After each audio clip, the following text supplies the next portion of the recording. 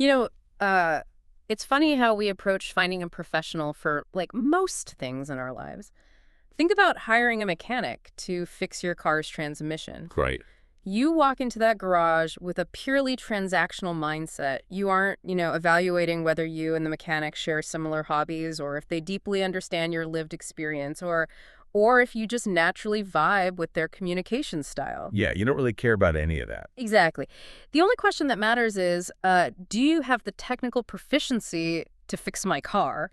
And, like, can you do it by Tuesday? It's a very clean exchange of services, right? Yeah. You're paying for a specific mechanical outcome. Hmm. And the relationship between you and the provider is, well, it's entirely incidental to that outcome. Hmm. The mechanic's tools work exactly the same way whether you're best friends or total strangers. Right. But then you take that exact same consumer mindset and you try to apply it to healthcare, specifically mental health care. And that's where it gets messy. So messy. You start looking for someone who simply has the right quote unquote wrench. Maybe they have the right degrees on their wall, or they happen to have an opening on a Thursday afternoon, and suddenly that transactional approach just completely breaks down. It totally falls apart. The outcomes are terrible. You find yourself sitting in a chair or staring at a screen, feeling completely misunderstood, and realizing that, checking the technical boxes wasn't nearly enough. Well, the breakdown happens because we misidentify what the tool actually is in mental health care. Oh, interesting. Yeah, the mechanism doing the fixing isn't a physical wrench. And it isn't even the specific psychological framework the therapist uses. The tool is the relationship itself. When a patient hits that wall of frustration you're describing, it's usually because they expected a mechanical fix for what is an inherently relational problem. Okay, let's unpack this. Because we often think finding any therapist is the hardest part of the journey. I mean, we've all heard the stories of people waiting months just to get off a clinic's wait Oh, list. absolutely. The access problem is real. It is. But the operational model we are looking at today, from coping and healing counseling, or CHC, it flips that entirely on its head. Their internal framework reveals something pretty profound, which is merely getting in the door means nothing if the alignment is wrong. Finding the right therapist is actually the entire ballgame. It was the single most critical variable. If you have ever felt, entirely disillusioned by the healthcare system, or if you've tried therapy and walked away feeling like it just didn't work for you, unpacking CHC's model is going to be incredibly validating. Yeah, for sure. Because what we're really looking at here is an organization that has recognized that success in mental health care requires engineering the science of human connection just as rigorously as the clinical treatment itself. But to understand how they engineer that connection, we kind of have to look at the landscape of care they've built, because obviously you can't have a connection if the infrastructure doesn't even allow you to get into the room in the first place. Right, the logistics matter. They really do. So CHC operates as a 100% telehealth, fully high-P compliant practice. And the immediate impact of that digital model is how it completely shatters traditional geographic boundaries. I mean, they are serving all 159 counties in the state of Georgia. Which consider the massive logistical shift that represents. Historically, mental health care was dictated by your zip code. Yeah. If you lived in a rural area, your options were severely constrained. You were essentially at the mercy of whatever provider happened to have an office within a reasonable driving distance. Right. And if they weren't a good fit, you were just out of luck. Exactly. If that one local provider didn't specialize in your specific needs, say, complex trauma or a specific family dynamic, you were fundamentally locked out of effective care. So a purely digital model doesn't just add convenience, it democratizes access to specialized care across an entire state. It's essentially putting a comprehensive, multidisciplinary mental health clinic directly in your pocket. As long as you have a phone or a computer, you have access to their entire roster. And looking at their team, they have over 15 licensed therapists, deliberately structured with a wide mix of clinical lenses. Yeah, the diversity is key. They aren't just hiring one type of professional. They have a deliberate blend of LMFTs, LCSWs, and LPCs. Which is a crucial operational choice. The diversity in those credentials means the practice can tackle an issue from multiple angles. How so? Well, an LMFT is trained to look at problems through the lens of family systems and relational dynamics, whereas, say, an LPC might focus more heavily on individual cognitive pathways. Oh, I see. Having that variety under one digital roof means they can offer a holistic umbrella of services, from individual and couples therapy to family counseling, teen therapy for ages 13 and up, and even life coaching. They're equipped to handle acute crises like trauma and PTSD, but also, chronic stressors, grief, and relationship navigation. But here is the friction point that usually stops people dead in their tracks, regardless of how great the access is: the financial barrier. Yeah, big cost. Right. Even with a clinic in your pocket, the out-of-pocket costs for therapy often make it a luxury service. But what CHC has done with their financial accessibility is pretty remarkable. For Medicaid patients, they have structured it so there is a $0 copay. We really need to emphasize the gravity of a $0 copay for Medicaid patients. It removes the absolute largest systemic hurdle for some of the most vulnerable populations. It's huge. It is. When you're operating on a tight margin, a $30 or $40 copay every single week isn't just a nuisance. It's a structural impossibility. Totally. And then add to that their integration with the major commercial networks, so Aetna, Cigna, Blue Cross Blue Shield, United Healthcare, and Humana, where patients are paying between $10 and $40 a session. That's incredibly accessible. Yeah, they have effectively cleared the logistical hurdles of geography, scheduling around a physical commute, and exorbitant out-of-pocket fees. But, and this brings us back to our core premise, clearing those hurdles just gets you into the digital waiting room. Right. Once that video connects, the infrastructure fades away, and it's just two people looking at each other. That is precisely the moment we shift from the logistics of care to the psychology of healing. And CHSC points to a very specific metric that determines what happens next.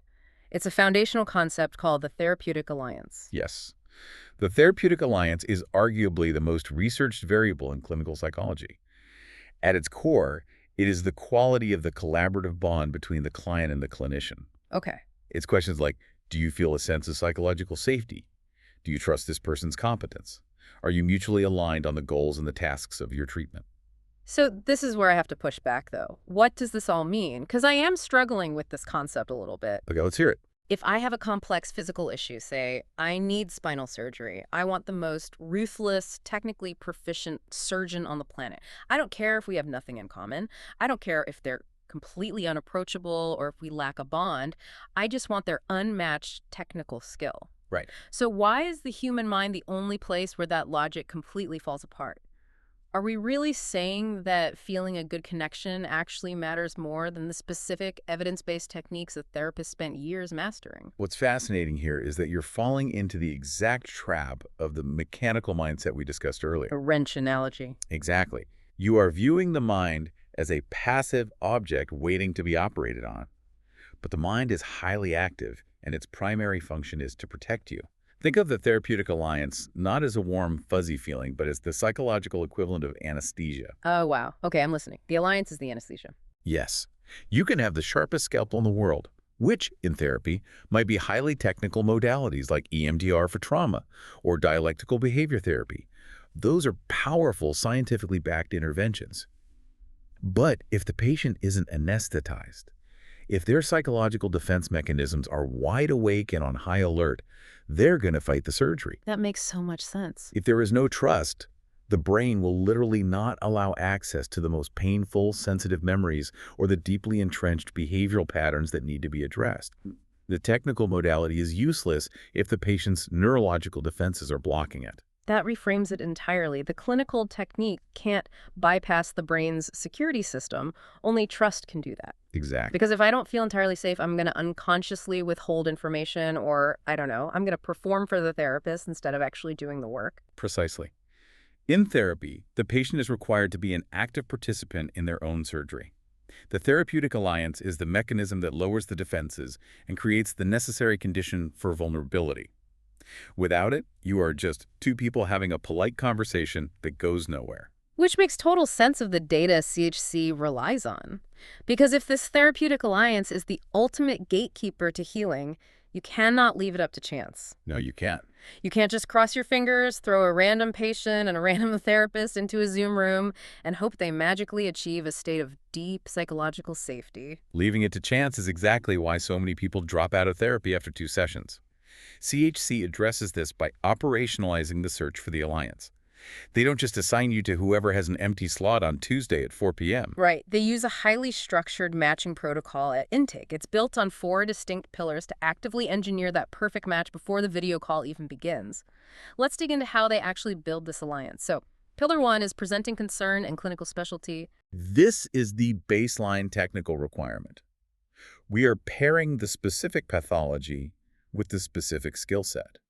If a client is coming into work through severe PTSD, they absolutely must be paired with a trauma-informed clinician. Because it's dangerous otherwise, right? Yes, treating complex trauma requires a very specific understanding of pacing, somatic grounding, and nervous system regulation. If a therapist, without that specialized training, tries to push a client too fast, they risk actively re-traumatizing them. So Pillar 1 ensures the clinician actually has the tools required for the job. Okay, so they established the technical competence first, but here's where it gets really interesting. Pillar 2 aggressively shifts away from the textbook and focuses on identity and lived experience. CHC operates on the philosophy that cultural competence is foundational, not optional. And that philosophy directly addresses the cognitive load of being a patient. For decades, the psychiatric establishment operated on the myth of the blank slate therapist. Blank slate. Yeah, the idea that a well-trained professional could universally treat anyone regardless of their differing backgrounds. Which completely ignores the reality of how exhausting it is to constantly explain your existence to someone who doesn't share your context. Exactly. Identity shapes how we experience systemic stress, how we navigate family dynamics, and even the vocabulary we use to express our emotions. Imagine a scenario where a client has a 50-minute session, but they have to spend the first 25 minutes just explaining the basic cultural context of the microaggressions they face, or the unspoken obligations within their community structure. They're wasting half the session. They're burning half their session and a massive amount of emotional energy just to establish a baseline of understanding. It's like having to teach the surgeon anatomy before they can start the operation. That's a great way to put it. By matching lived experiences, they are creating an immediate shorthand. The patient can log on, take a breath, and immediately get to work because the person on the other side of the screen inherently gets it. And that shorthand accelerates the trust required for the therapeutic alliance. It dramatically lowers the defense mechanisms we talked about earlier. So we've secured the clinical skill and the cultural context. Pillar 3 is therapeutic style. CHC explicitly asks the client what kind of environment they actually thrive in, contrasting highly structured CBT with more exploratory psychodynamic work. Which is brilliant because it empowers the patient as an active consumer of their own healthcare. People process information differently. Some clients walk into therapy wanting a manual to fix their brain. Give me the homework. Right. They want worksheets, they want to meticulously track their thought patterns, and they want highly structured, goal-oriented sessions. That is where a CBT framework shines. But if you take a patient who wants worksheets and you pair them with a therapist whose style is to, sit in silence, explore childhood attachments, and analyze dream journals, the patient is going to feel completely unsupported. It's a fundamental mismatch of operating systems. Even if the therapist is brilliant, the alliance will fracture because the client's expectations of what therapy should feel like are being violated. Right. By asking the patient upfront how they want to be engaged, CHC ensures the delivery method matches the patient's learning style. Love that. And finally, Pillar 4 brings the entire theoretical framework back down to reality, and that's logistical fit.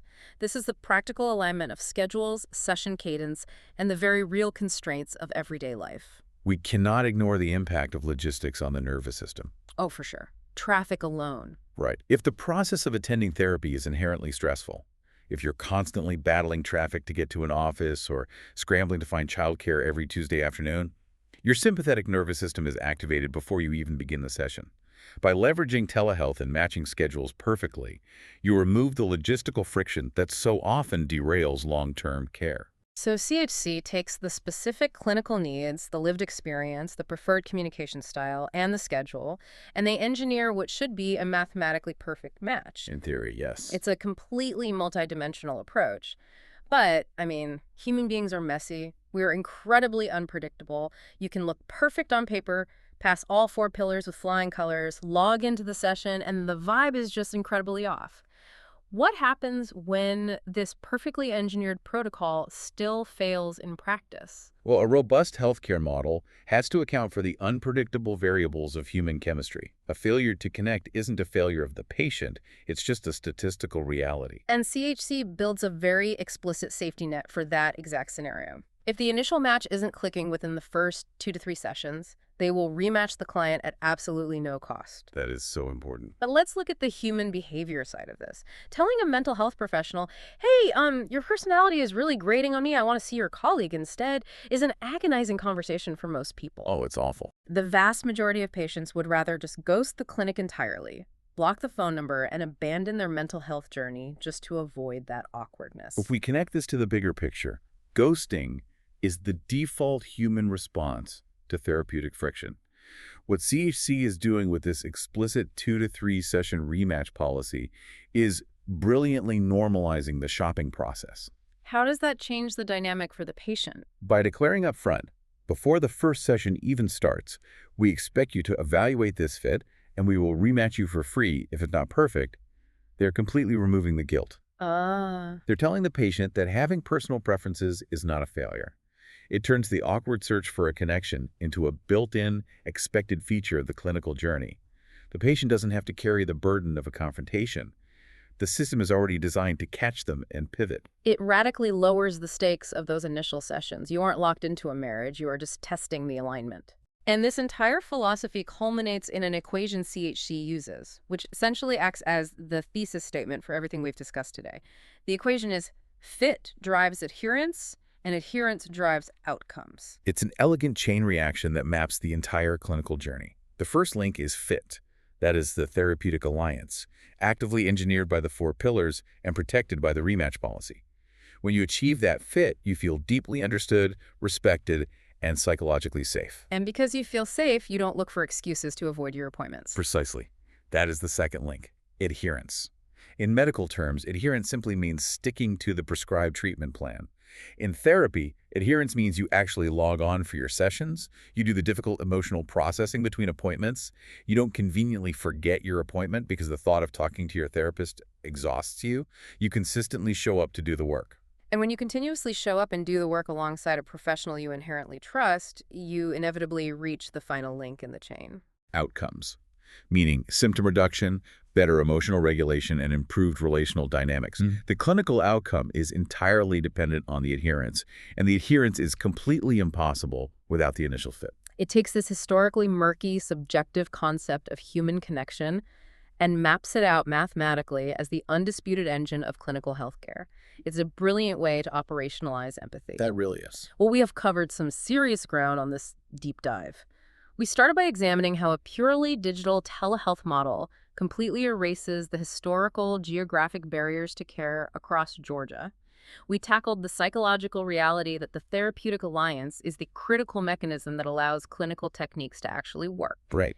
And we explored the meticulous 4-step protocol aligning clinical need, cultural identity, therapeutic style, and logistics designed to actively engineer that vital connection. And crucially, we saw how normalizing the process of rematching ensures that finding the right fit remains the central focus of the entire enterprise, rather than a hurdle the patient has to overcome alone. To make sure you have the actionable details from our source material today, CHC notes that their initial matching process takes just about 3 minutes to complete on their website, which is 2hshetherapy.com. Once that's done, their intake team takes over the logistics. If you prefer to reach out directly, their contact number is 404-832-0102, or they can be reached via email at support@shehtherapy.com. You know, this raises an important question that I think we should all take a moment to chew on. Yeah. We have just spent this time establishing that the therapeutic alliance, pure, mutual, authentic human connection, is undeniably the strongest predictor of clinical outcomes. But we are talking about this profound connection happening in a 100% digital remote healthcare environment through a screen. Right. It's happening without 2 people ever sharing the same physical room. So I want to leave you with this final lingering thought to mull over. If we can mathematically prove that the undeniable human need to feel understood is the absolute key to success in digital medicine, how might this need reshape how we approach all the other highly technical digital spaces in our modern lives? Oh, that's interesting. If a clinician must actively engineer empathy through a screen in order to heal you, what does that mean for how we build digital communities, structure remote workplaces, or even design artificial intelligence? Ultimately, no matter how advanced the technological delivery system gets, are we always just looking for someone on the other end who gets us? That is a fascinating thread to pull on. We might have dropped the geographic barriers and digitized the waiting room, but the fundamental human need for a reliable, empathetic co pilot hasn't changed one bit. Thanks for joining us on this deep dive. We'll see you next time.